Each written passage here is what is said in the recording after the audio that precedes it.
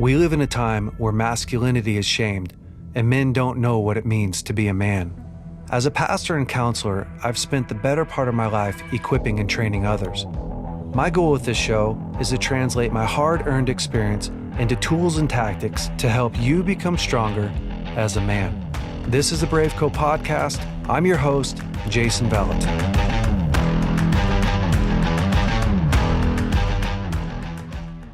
All right, men, welcome to the BraveCo podcast. This week, I have one of my favorite men in my life, and a man who has poured so much into me.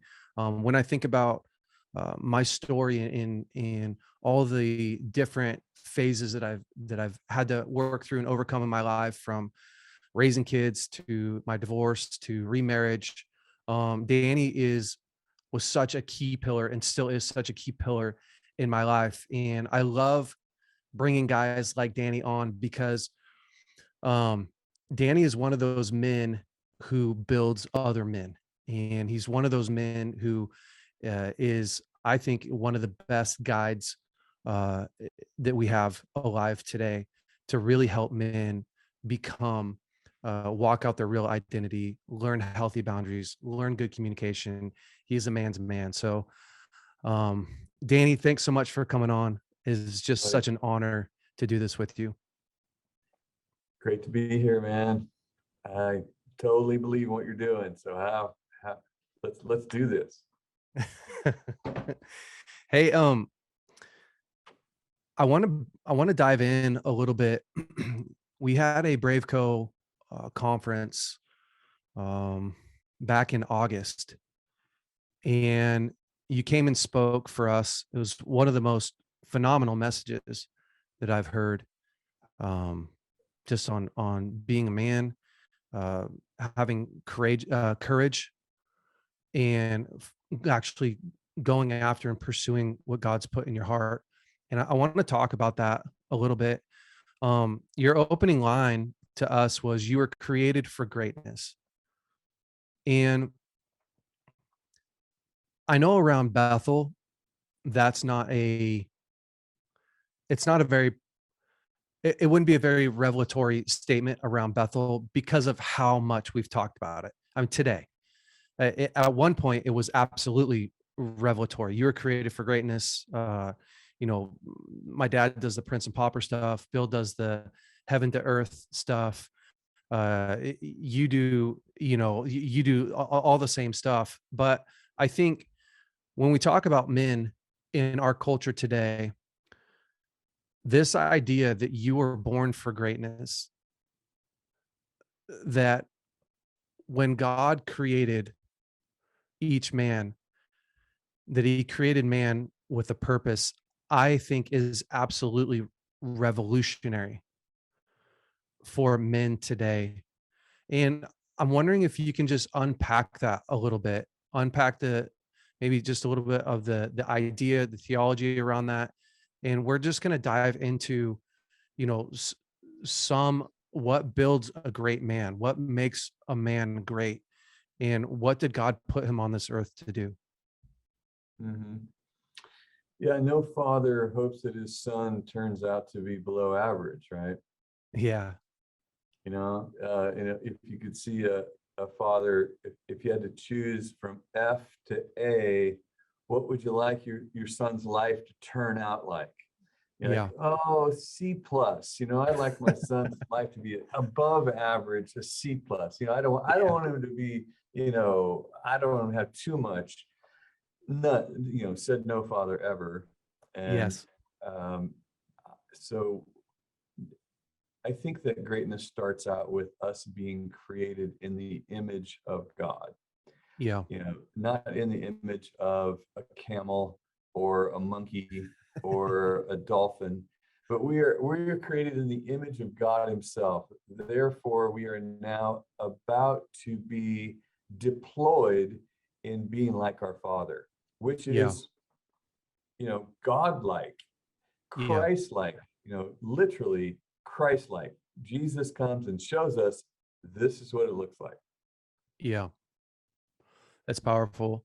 I know I think most men today, a lot of men today, not most, I think a lot of men today are struggling so much because that earthly model wasn't there. I mean, we know the statistics. We've talked about the statistics before on fatherlessness. We are in the most fatherless generation in history that hasn't been attributed to war. So basically, fathers are just saying, "Nah, I'd rather go and do my own thing than to grow up at home and raise these kids that I made."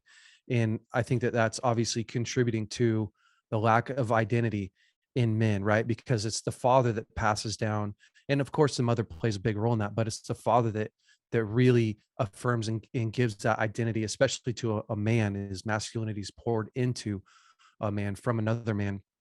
Um, but I guess the question really is more practical than that. There's a lot of men that listen to this podcast and that follow you as well. That in theory we know, like, okay, my dad didn't give me good identity. Check, I got that. Now I'm 38 or I'm 42, like I am. I feel like I'm screwed because how do I live a life of rejection and pain, and then all of a sudden at 38 or 40 or 42 or 60 make some go from I feel like I wasn't worthy of love to, okay, even though my dad rejected me or I didn't have a dad, now how do I move into I am a great man?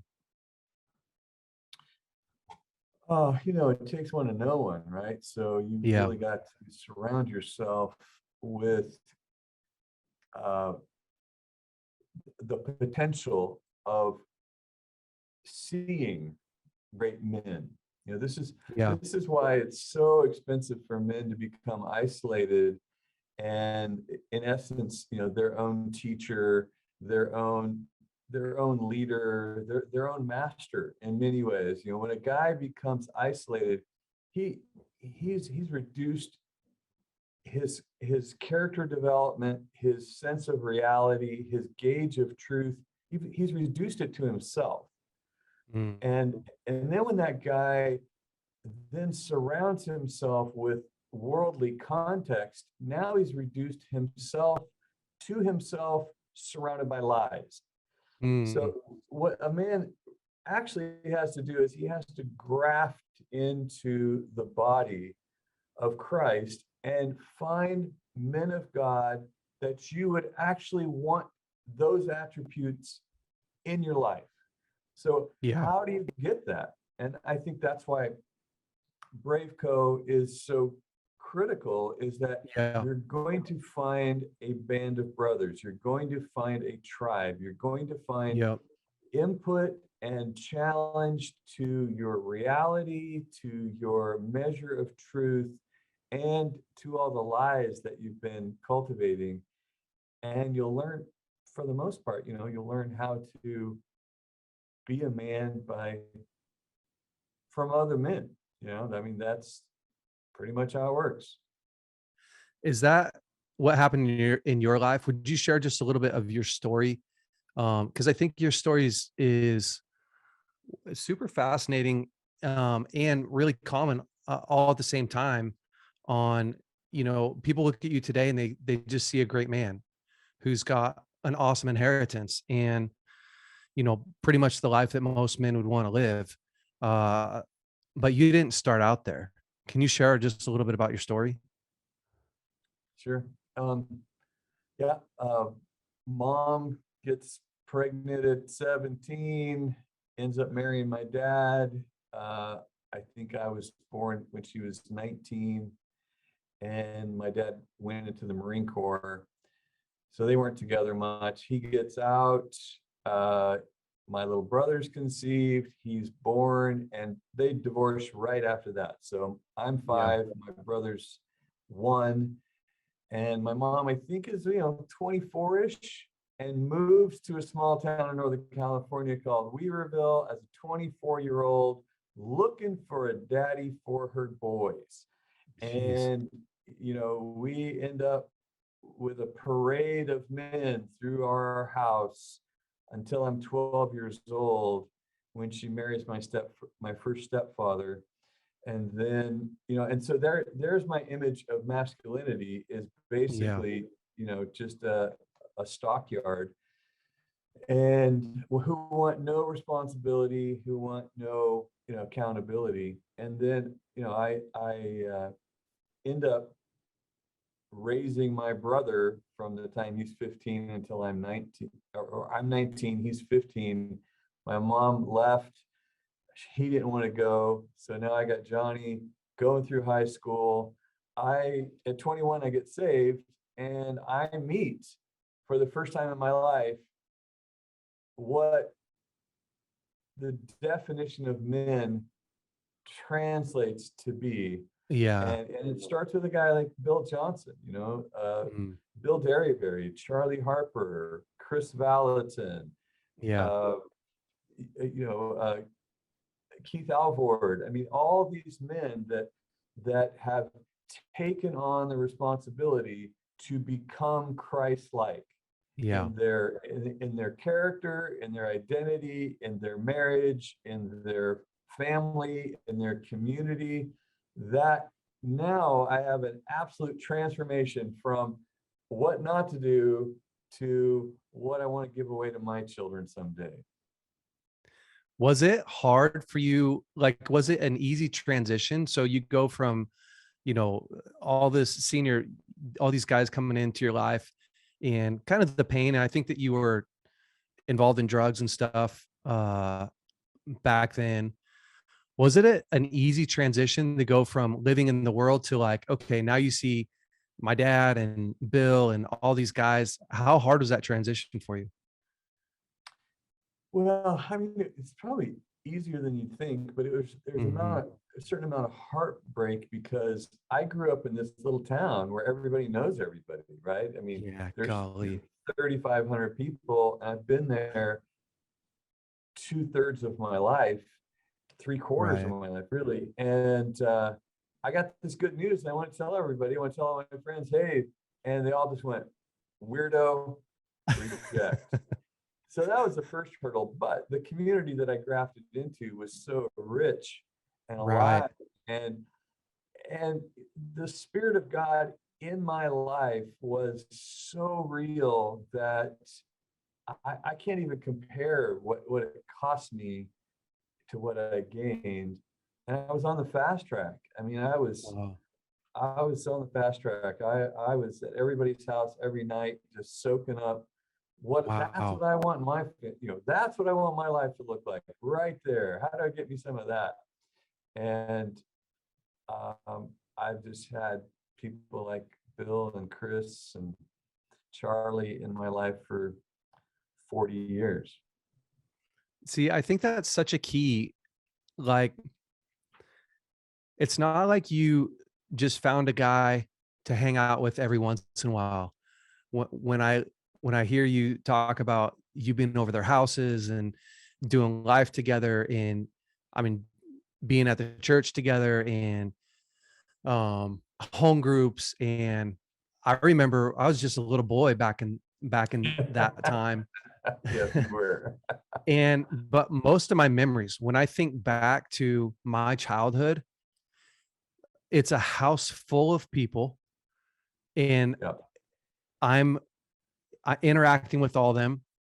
Then when it's late, when it's my bedtime, I'm up the stairs and I'm crawling from my second story, and I'm sneaking up to the ledge to watch you guys hang out afterwards. So everyone would be down, downstairs, and we had these big bay windows that I could, from the top, I could look into the window and see what was happening. I remember I would spend hours up there. And of course, I didn't realize that if I could see them, they could see me through the window. Yeah. Um, but that was my childhood, is going to men's meetings, falling asleep under the chairs, going to church, staying late every week, which isn't that big of a deal, but it was when I was young, staying late and driving the equipment from, this old theater. I don't even know where we took it, across probably to the other offices, because we rented the our theater every week. So it's just when I look at the culture that men are living in today, it's very much a it's not very personal. There's not very much contact. It's very knowledge based, super knowledge based. Guys running after knowledge, chasing knowledge. But when I look at like the real transformation that happened for my dad and that happened for you, yeah, there was some great knowledge there, but you guys had so much life on life connection. Yeah. Yeah. So much life on life connection. Yeah. And I'll keep going back to, I learned to be a man from watching other men. Yeah. And I learned what not to do from watching other men too. So it it's very important that we get together with other men, and I don't mean like other boys. I Yeah. mean other men, like men Yeah. who have taken responsibility as leaders, as fathers, as Yeah. husbands, as business owners, as providers. I mean, men who have taken responsibility, that is really where men learn to be men. Talk about that. I just think that, when you take on responsibility, things don't work out the way you had planned. You're not necessarily in control of Mm, the outcome. You're just in charge of the responsibility. You literally are held accountable for your commitments. So as a leader, like, I think it's important for young men to step into positions of accepting more responsibility in church.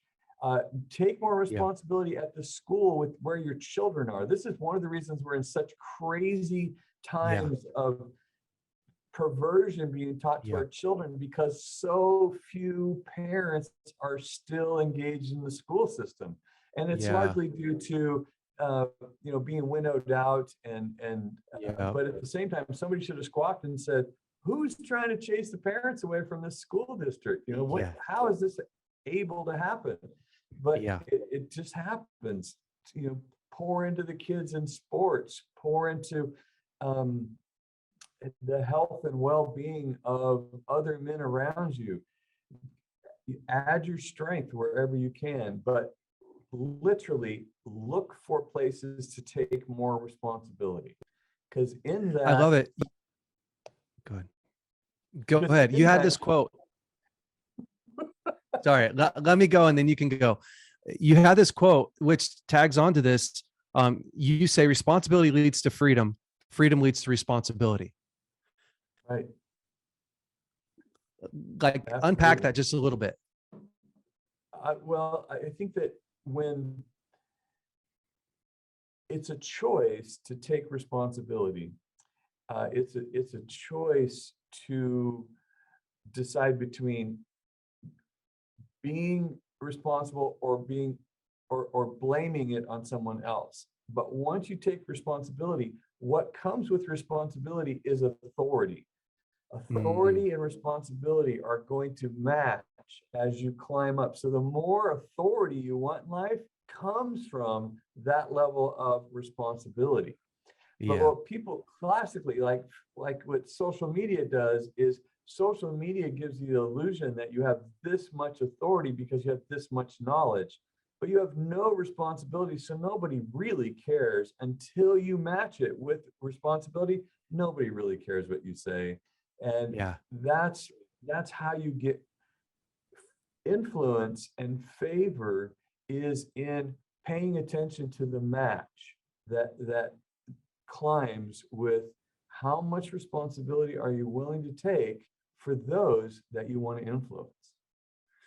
Man, it's so good. I was listening to Jordan Peterson a while back, and he said, responsibility gives us purpose. And I started thinking about how how much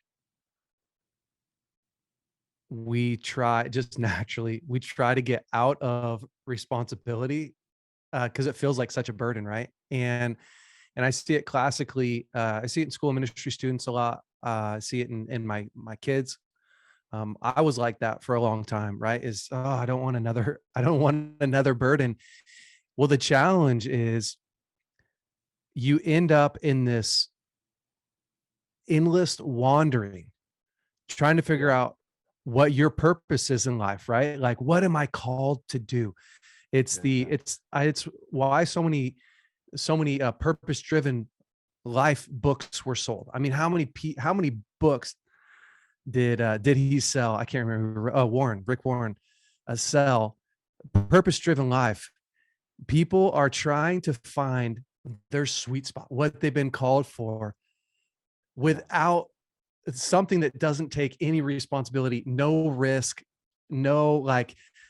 You said one thing at the conference that just made me laugh so hard. I wrote it down.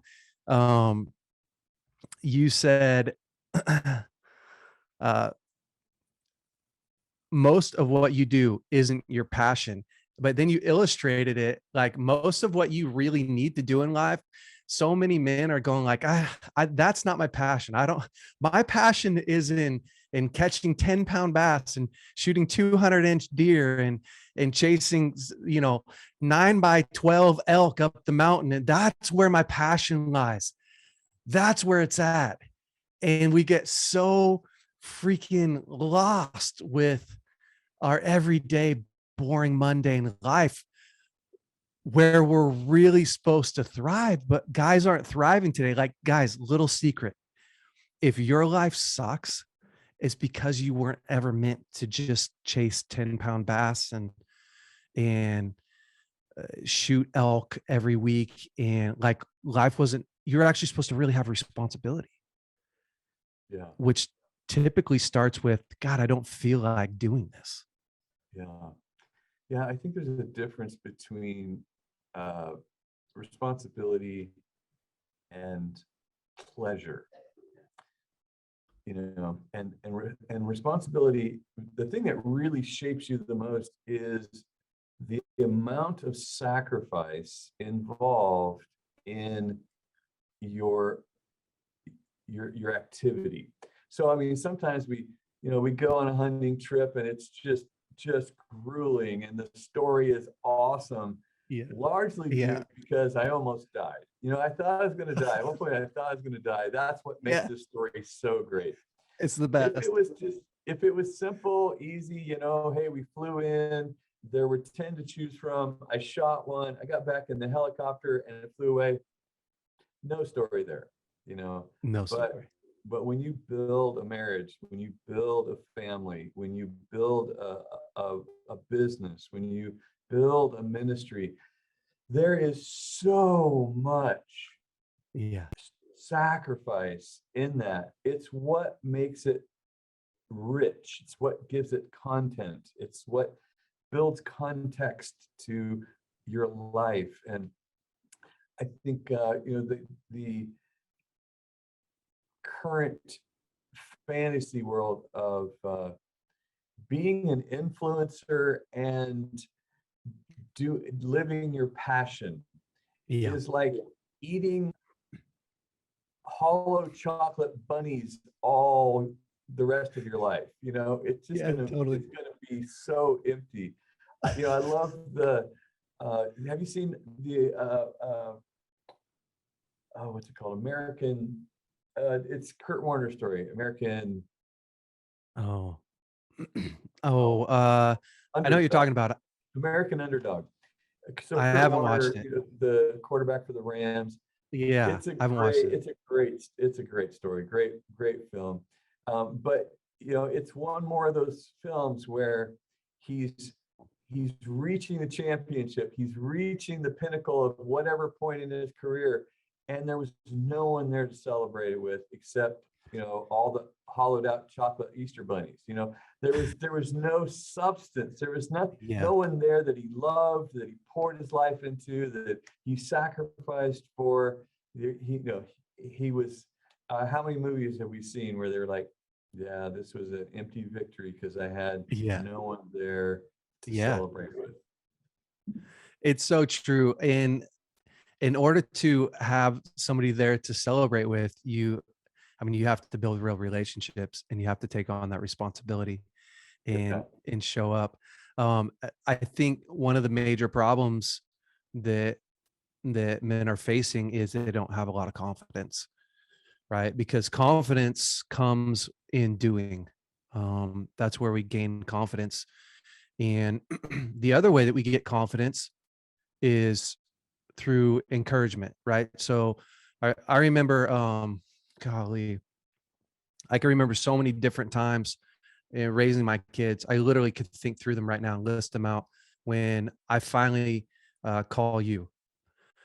And I would always call you before I call my dad because my dad has great advice for other stuff, but not always the best advice uh, for the kids. Not always. Sometimes he did, but not always.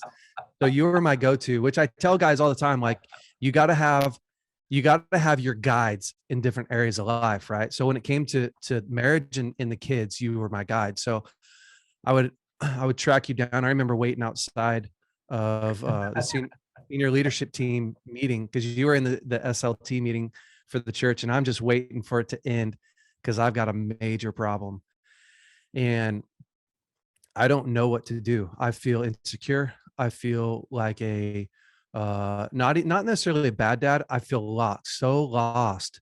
And I'd have a conversation with you and you would help me unpack what's going on. You'd help me build a strategy, but then you would give me the courage, right? You'd give me the courage. Jay, you can do this. You're such an awesome dad. And I would take your courage, not mine. I would take yours and that game plan and go back into battle and execute. And man, sorry, I was just getting emotional. So that saved me so many times. And that's supposed to be the model for Yeah. every man. Every man is supposed to have a Danny A. And listen, man, like I want to tell you, you don't need a literal Danny Silk, because that's just another BS excuse. Like you need a guy who's steps ahead of you, who's willing to look at you and be in the battle with you. You don't have to have the best guy on the planet like I had. And there's other areas of my life where I didn't have the best guy on the planet. I just had a guy who's a little bit further along. He's one step ahead, going like, yeah, do this. But I think really for men, what we're talking about is you are called to greatness. You are meant to live this life of fulfillment. And the fulfillment for you comes in the same way that it came for Jesus. It came in knowing your identity, live a life of serving, rally men around you, and do life with others, and then do stuff that's beyond you. And the only way that you could sustain that is if you do it with other people. I mean, really, like that is the fulfilling life. Yeah, and the key that you just rattled off there is do. You just said about 6 do's, and there is a part of our culture that is fantasy. Like you're talking about Yeah. getting confidence. Yeah. Confidence comes from doing, Yeah. not simulating. Yes. Because simulating is, porn is simulating, and Yeah. video games are simulating, and Yep. uh, metaverse is a ginormous simulation, which will basically just prove that you have no competencies at all in real life. Yeah. It's Yep. it's all it's all out here in this illusion.